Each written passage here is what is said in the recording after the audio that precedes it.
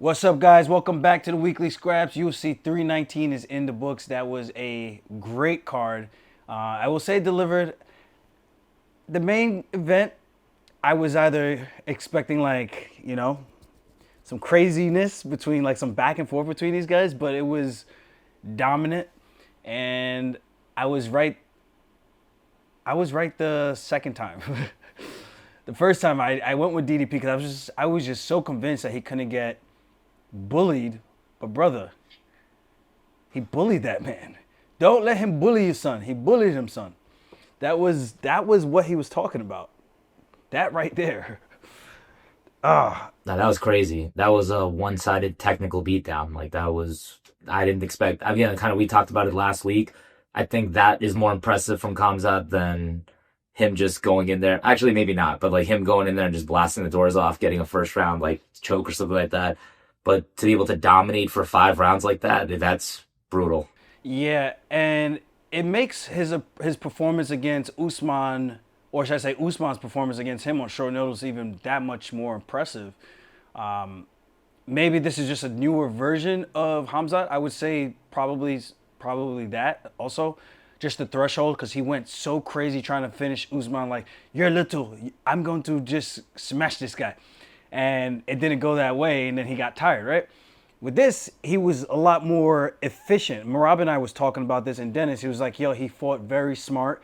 He got to those dominant positions, and he wasn't forcing anything, trying to go crazy for the submission. He just took his time, chewed away at the clock, and just chipped away at him when he could.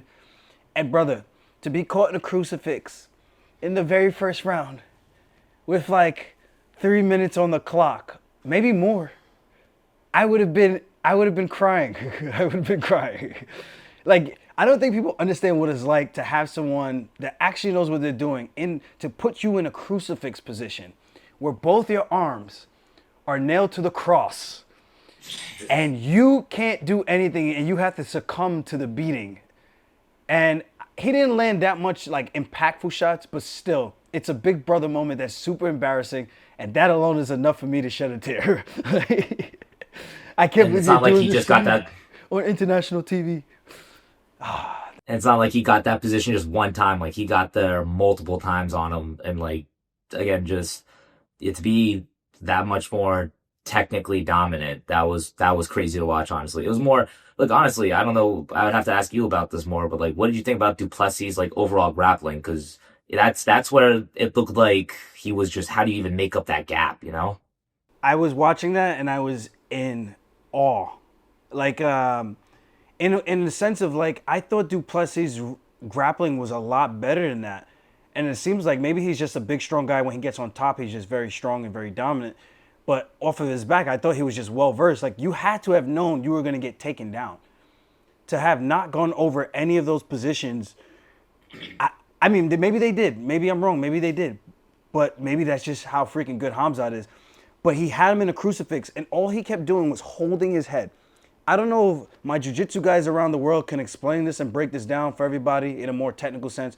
But I know from my jiu-jitsu experience, and I'm a black belt, when you hold someone's head in side control, you're leaving that arm open for them to slide that knee through every single time. And that's how he kept getting caught in that crucifix, which was pissing me off. Multiple times, I'm like, brother, multiple times. you did it once, okay, and you survived. Twice? 3 times? It's just like, oh, you deserve to be there.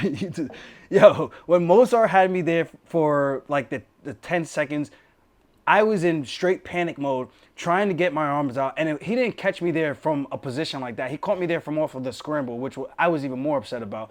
Because at least in that position, I can at least fight out of it and get to a position where I wouldn't allow that to happen. Because holding on the head is just not a good idea.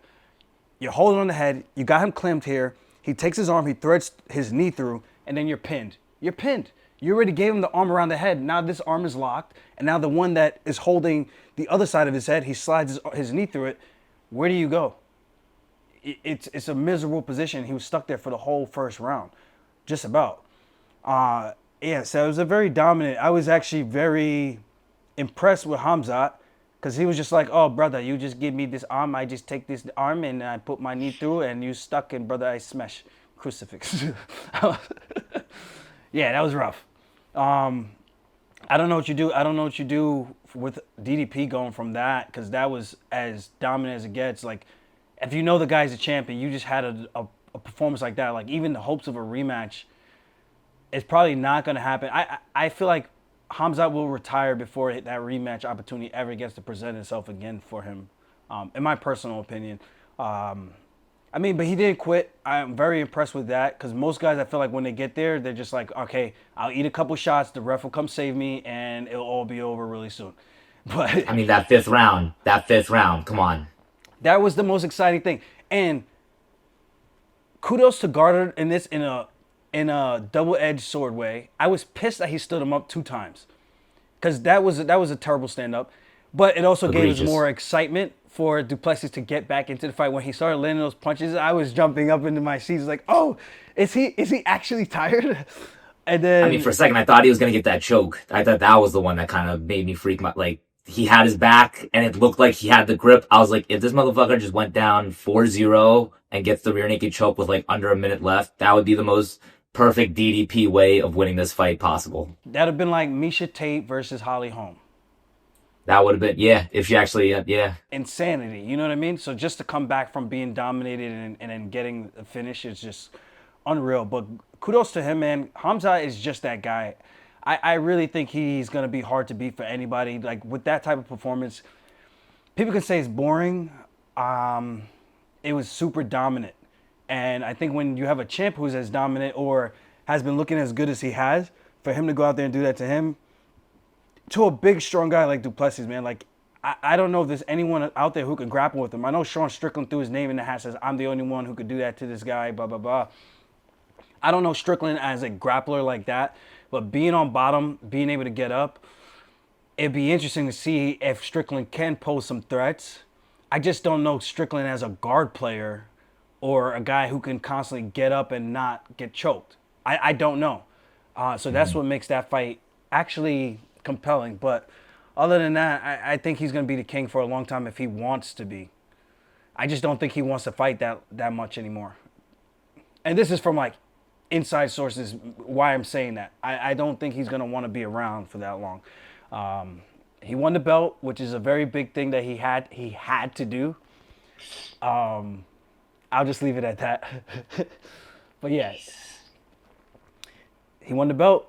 His duties have been fulfilled, so his side quest is over. It's gonna be, yeah. I don't know where he goes from here. It's gonna be, dude. I don't know what else to say about it. It was just that one side of a performance. The back control, tripping him, Matt returning him multiple times, almost getting the choke a couple of times, conserving his energy when he needed to, landing the small punches when he had to, crucifix. Like, it was just masterclass. DDP had to dap him up. He dapped him up at the end because he was just like, fair play, bro. You got me. And what else can you say after that? Like, after a performance like that, like, you got to give the other guy respect. That was, like you're saying, a complete masterclass. Like, just a one-sided, and like people, like you were saying too, like some people don't find it exciting, whatever. Like, to me, it's on the other guy. Like, it's on DDP to not let that happen to you. You know, like, if you want an exciting fight, don't let that happen to you. You know, like, it's not on Chimaev in my mind. He was just dominating. So, like, I can't blame him for doing what he's doing, you know? Yeah, did you see the coach said something about they felt he was distracted or something? I'm like, distracted by what? The moment, or distracted by the stare? Yeah, maybe. I'm coming for you. Look, honestly, distracted, maybe it just, again, like, this is the problem. It just looked like he was technically behind. Like, it looked like he didn't know what to do in those moments. Like, again, like you're saying, like, you're holding an S grip while a guy's in side control. Like, I don't even know I don't know what is going through your head in that moment. Like, does that work for you in the past? Like, yeah, no frames. Even when he's on all fours, he's not trying to pop back up, like, fight the hands. He's kind of just chilling on all fours. Like, it's not like Khamzat's driving into him, like, forcing all that weight down. Looks like, I'm sure he's heavy and I'm sure he's putting pressure on him, but, like, I think Duplessis could have made that more of a fight for him, you know? So again, like, fair play. Like, it's like Chimaev, he did great with what he had to work with. Yeah, I can hear Matt Serra's voice circa 2015, 2016. We're in the side control position. Guys, we're going to go over our escape. When a guy has you side mount, he has the underhook, both sides. We're going to come across the face, and we're going to reach across in the far bicep right in the crook of this elbow, and we're gonna bridge. To this day. And then we're gonna come up. We're gonna bring that knee, And and then we're bring gonna him try over. to float him over the top, or we're gonna try to reclaim the guard and come back to our position. And I'm just hearing this as I'm watching. I'm like, yeah, he's gonna frame eventually, but there was never the attempt of a frame. Eventually. Well, that's what I thought the first round. Maybe he was just kind of trying to let like Chimaev like burn himself out. But I was like, he's not really working too hard in these positions. So like, I was like trying to give Duplessis a little credit. The crucifix is when I was like, oh shit, okay, this guy looks like he might actually just be ahead of him, like just technically here. So again, like after like the first two rounds, I was just like, it looks like this is pretty much one way traffic right now. Yeah, I was hoping the ref didn't stop the fight too. I was like, please let this guy get an opportunity to get out. I'm like, because these punches aren't the most damaging, but yeah, but it is what it is. Great fight from Hamza, man. He's like 100%. He's gonna be the king for a long time as long as he wants to be.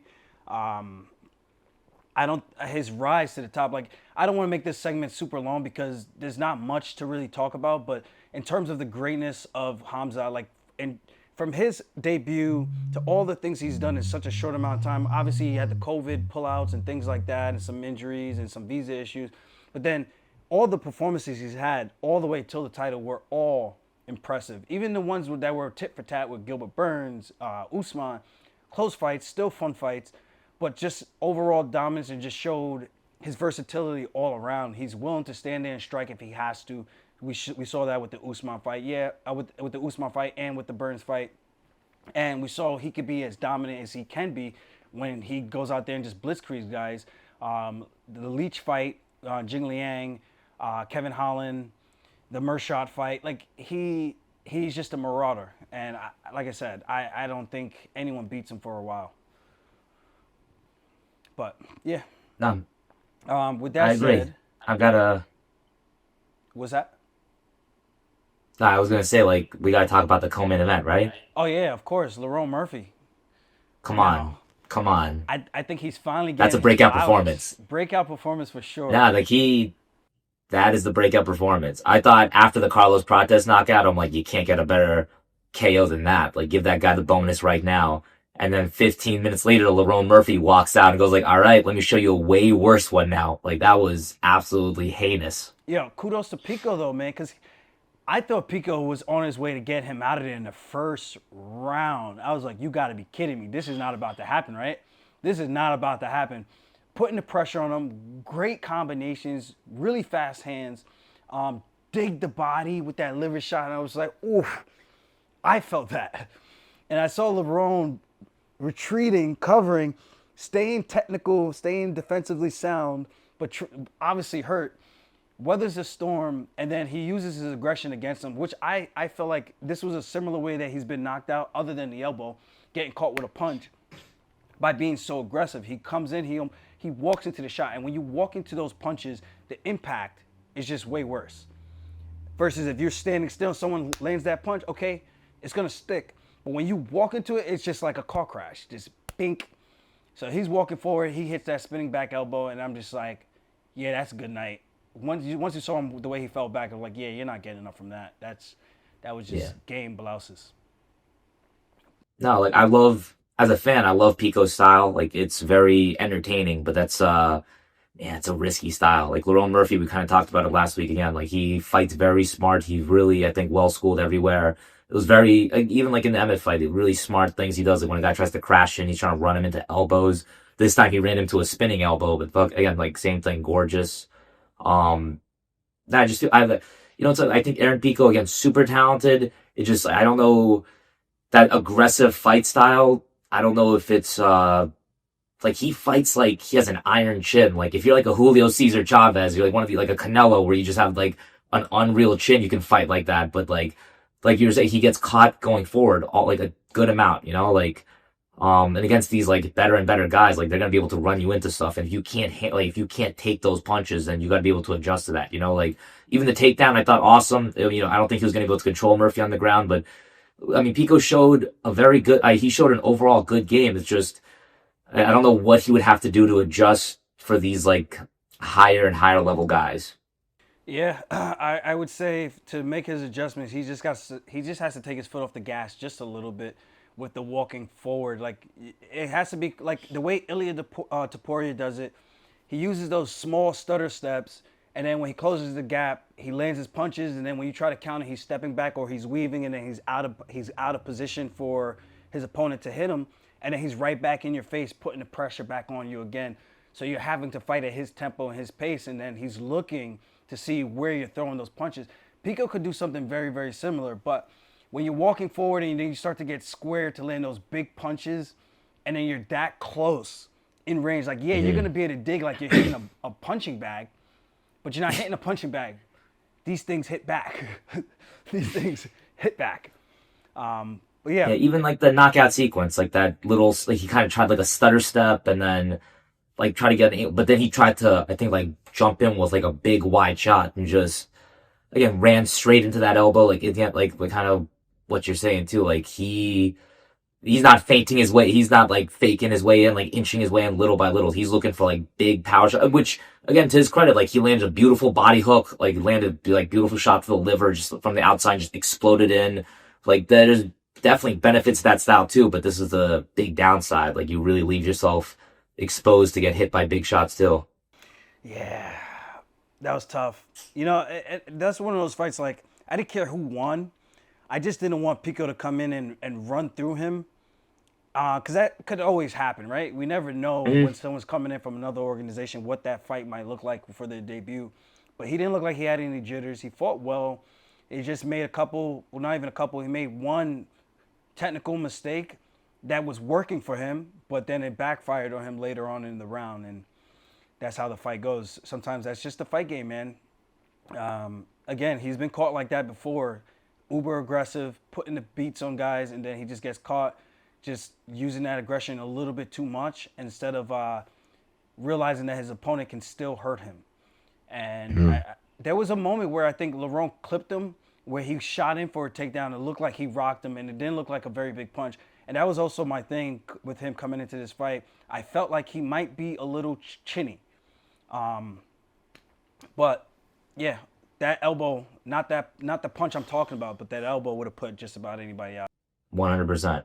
Yeah. And again, credit to, I mean, happy for Lerone Murphy. Like, I know a lot of people were shitting on him before this fight. I'm glad he, again, like you said, he kind of gets his flowers from this. He's definitely, based on what they're saying, he's definitely going to get a title shot, I would think, based off that. Like, unfortunately, I mean, sad for Evloev, but like, that's the game. Like, he had a beautiful, you know, that's what the UFC wants. They want kills. And Lerone Murphy, he got his kill. Like, I think he did exactly, again, on short notice too. You got to give him credit for that. Yeah, he took a very high-risk fight that had no real upside in terms of title implications, and a very dangerous opponent who was supposed to fight the number one contender. Had he beaten that number one contender, he would have gotten a shot. So him doing that now, I think he slides himself in there into the number one positioning now. And I think he's more than a shoe-in for the next crack at Volkanovski. So I do think he should get the next shot now, just based on that performance. Mosar should have been the guy, in my personal opinion, shouldn't have to have fought Pico. But because of the circumstances having to pull out, now you give Lerone Murphy this opportunity. He has a breakout performance. And now everything is in his favor, right? So the ball's in his court. And I think that's going to be a very interesting fight with him and Volkanovski. That's a great fight. That's a really interesting fight. Yeah, very, very interesting, man. Now, with Bellator rising, a lot of these guys coming over. Obviously, Tim Elliott's another one who just beat... Oh, man. Shout out Tim Elliott. He beat the rising champion, brother. Submitted him. 38 years old, 2 years... you know what? Again, you're not allowed to do this, but I had a couple parlays, and I had an outright bet with Tim Elliott. I just thought, too proven. Like, I don't know. The same thing with Lerone Murphy. Too proven. Like, I just thought... I mean, doesn't Tim Elliott's fought what? Demetrius Johnson. He just fought Mokaev, and I thought he was beating Mokaev until he gave up the choke in that fight. And like, I was like, Tim Elliott, he's been around, fought the who's who. I just thought, I thought the X factor would be the grappling in that fight. Like, if Tim Elliott decided to engage in the wrestling, I thought anytime he decided to wrestle, he looked great. It just came down to if he actually made that decision in his head. I think Tim Elliott's a little crazy, respectfully, and he definitely fights like he's a little crazy. So I'm not saying. I don't know if he's like got the most well thought out game plan. Yeah, like Someone said he fights like a homeless Dominic Cruz. I think that's pretty accurate. Like he's moving like Dominic Cruz, but just not exactly like that, you know? But the grappling, I mean, again, like he jumped on that choke. Beautiful. I mean, respect to Tim Elliott, 38 years old in a low weight class. You don't see a lot of guys doing that. To still be able to hang with a former Rising champion, awesome. And he's been around the game for a while, man. And that's what's most impressive about that for Tim Elliott, too. I don't think people realize how good Kai Asakura really is. I feel like him coming into the UFC, he's 0-2 now. Obviously, he lost to the champ. There's no shame in that. But now losing to Tim Elliott, I think he loses a lot of steam from that one. But he looked great until that. He threw that head kick. It got caught. He got taken down. And then you see immediately his style of aggression completely changed going into round 2. And then when he did decide to throw one punch, Tim Elliott level changed and took him down. And I was like, damn. But there was like zero resistance. And then he accepted guard. When he That was closed it. the That's guard, when you know. That's when you knew it was trouble. I was like, this is a nail in the coffin. I would have bet, if I don't bet on fights, but if I could have bet, I would have bet Asakura just based on what he's accomplished at Rising, being the champion. No, he was a big favorite too. Again, like heavy hitter. But I think Asakura is one of those guys, like, you got to put him in with another banger to get, like, the best out of him. Like, you know, you got he started off fighting Pantoja in his debut. Like, that's stylistically an absolute fucking nightmare matchup for him. And clearly Tim Elliott, who's not nearly as accomplished of a grappler as Pantoja, but still dogged. Like, again, like, I know it was 8 years ago, but I remember even that Demetrius Johnson fight, he had him in some trouble. Like, he had some chokes on him. He was attacking with the grappling. He was, like, definitely had some good top pressure. Like, if you haven't dealt with that at this level, like, it's tough for Asakura, who's been, you know, overseas, to be able to make up that ground. Yeah, and Mighty Mouse is my guy, but he almost got submitted by Tim Elliott in that fight. I thought he had that. Was it like a Darce choke? I want to say a Darce, so like an Anaconda. Like, he had that shit. It looked like dead to rights, but I don't even know how Demetrius Johnson fought out of that. I can't remember if it was a guillotine or Darce or Anaconda. I know it was some type of choke that was looked uber tight, and I was just like, dead to rights, 100%. But he got out. He got out. Yeah. Imagine what the world would look like if Tim Elliott had gotten that upset victory. That would have been crazy. But Tim Elliott's a dog, and he showed it, man. He really did. Prates, wow. Talk about change up of styles. He goes from this flat-footed guy who just lands these power shots on you to almost looking like a Rufy-esque, striking, moving so fluidly. He gets pieced up quite a little bit in some of the exchanges. Jeff Neal was winning them. And then he catches him with a great punch that hit him in the eye, start to swell up his eye a little bit. And I feel like the tide started to change. And he started to find more of his groove, landing those more significant strikes or cleaner strikes. And then from there, he just lands a beautiful back elbow. And I'm just like... 1 second left. 1 second left in the round. I thought he was going to call the fight like the time for the round. But no, he called the fight, and I was like, oh, you didn't give him a chance to, like, just get up with the 1 second left. He just said, nah, it's over. It's just... Because it's not like he followed up with punches, right? He just stood over him. No. And then he just waved He it just up. stood over him, and then the round ended. And it's like, honestly, I think it's one of those, like, it's got to be the ref's discretion. Like, I mean, I don't know if Jeff Neal argued it. It didn't look like he argued it in the fight. I don't know if he argued it after the fight, but, like, it didn't look like he had any... I mean, look, that's what I'm saying. Like, if he complained about it, I would understand, but, like, I don't know who the ref was in that fight, but I'm not arguing that at all. Like, Herzog. That was Herzog? I think he made the right call, though. No, I think that's fair. I think he made the right call with the 1 second left. Because even if it did get that 1 minute rest, what does he look like in round 2? Because you're 100% coming out like that. Concussed. Yeah. Yeah, I would imagine you're probably not coming out for round 2. You probably don't even know where you are. Like, they're probably going to have to pick him up off the ground. Because he was down for a while. So I don't even think... No, 100%. Yeah, I think he would have had to call it regardless. Wasn't he 100% right? He was down for a while, too. And that's why I was saying, like, after that knockout, I was like, there's no way you're going to be able to top a fucking spinning back elbow KO. And again, like, 15 minutes later, Lerone Murphy had to show him, Chet. Yeah, crazy.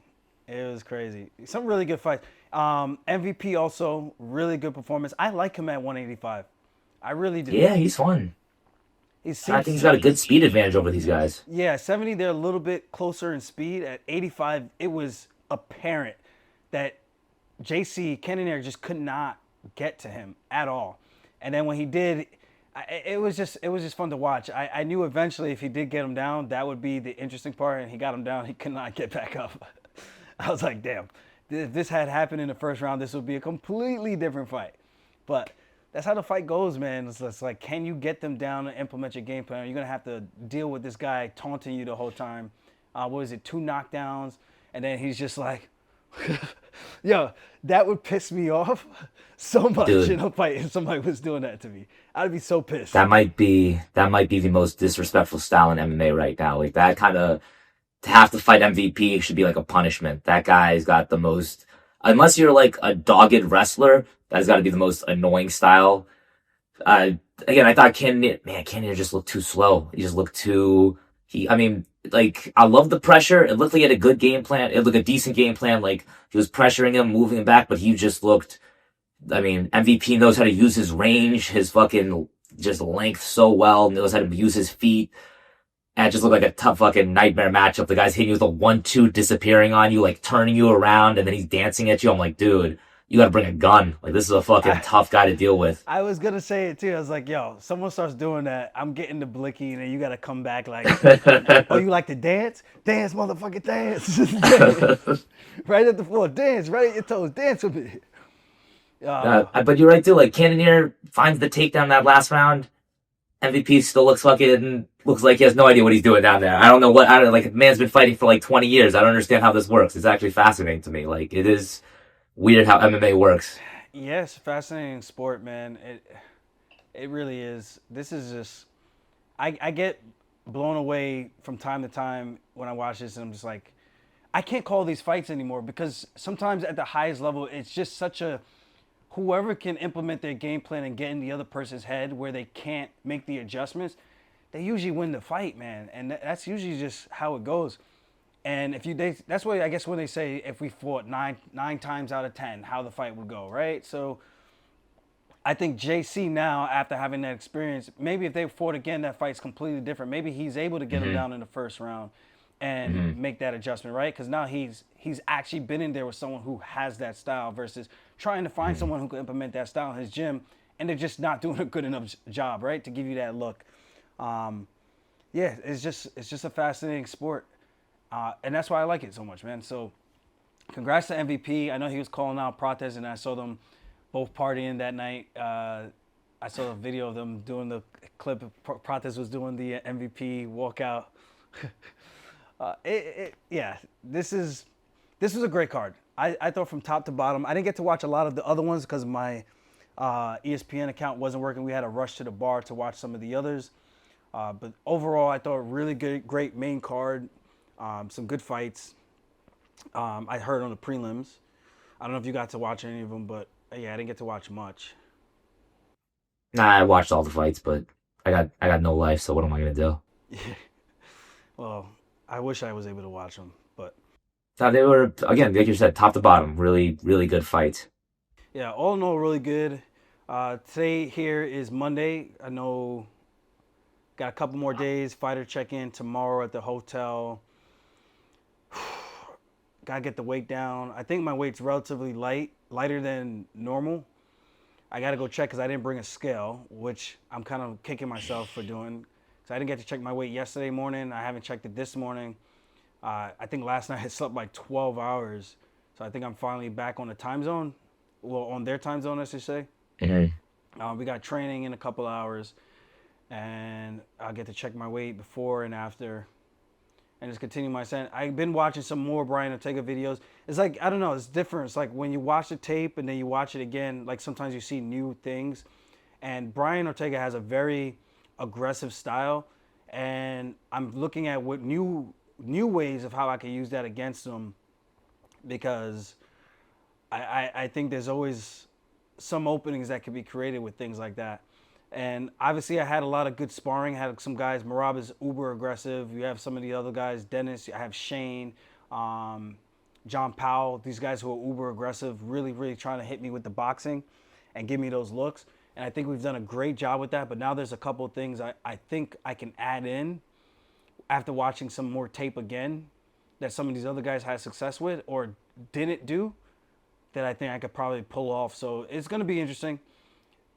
The fact that this fight is 5 rounds is what makes it really interesting for both of us. I think it's going to come down to the gas tank and see who can really have the battle of attrition going into this. This almost feels like a title fight, in my opinion. I know people are saying Ortega's washed, but I'm like, if you think Ortega's washed, then what fights have you been watching? The Diego Lopez, he just got cracked, but he was looking good until he got cracked with that in the first round. And then from there, it was kind of hard to recover, but he was able to still do some really good stuff in that fight.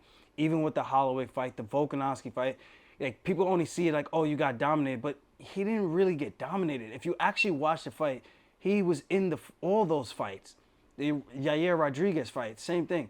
So there's some good things that he does, but one thing I can't question about him is his heart and his determination to win.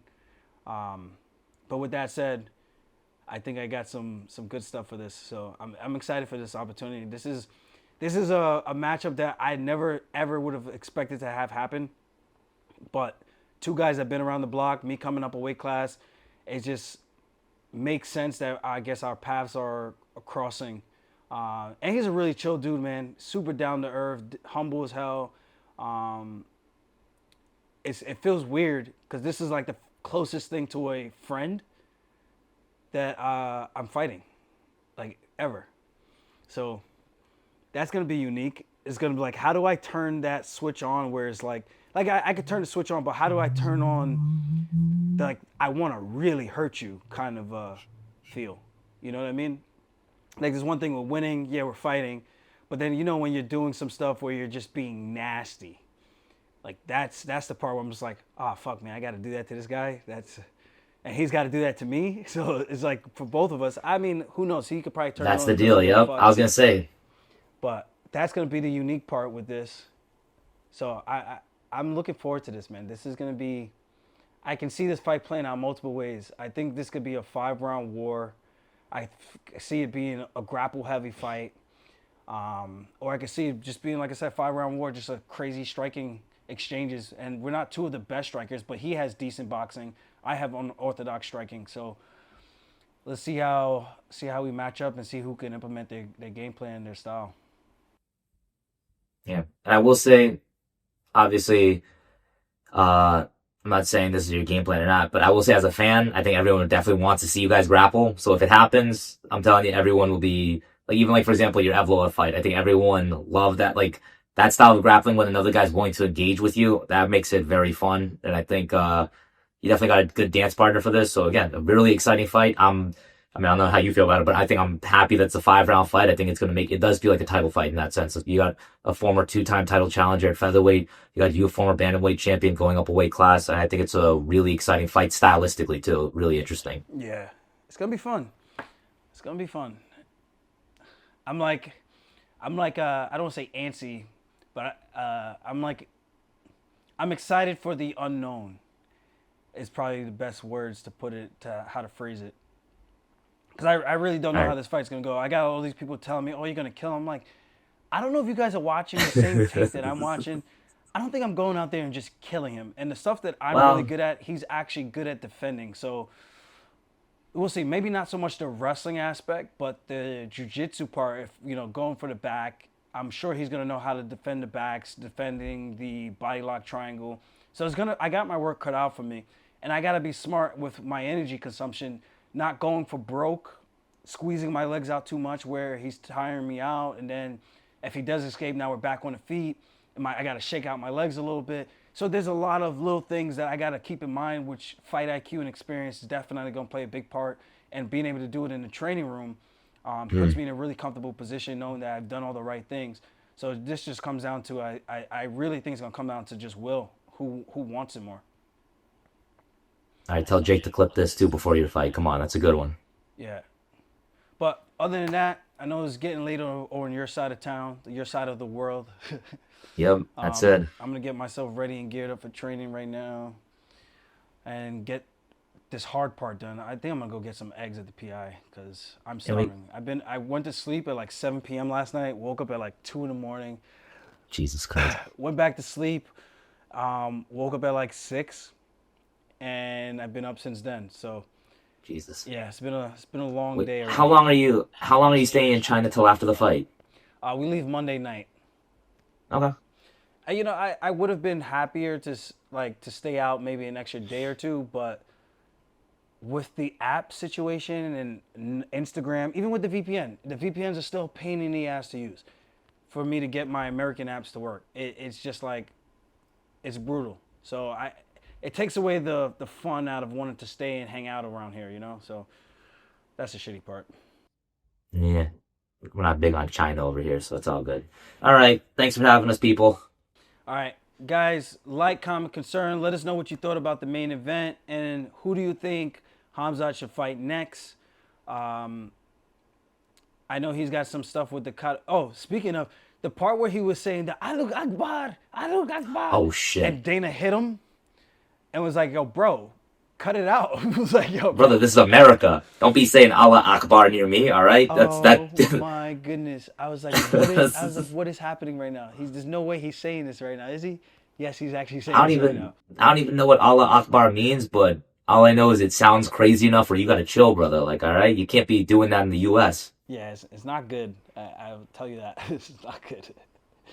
It's not good. But yeah, all right, guys. Thanks for tuning in. We'll see you guys next time. Peace.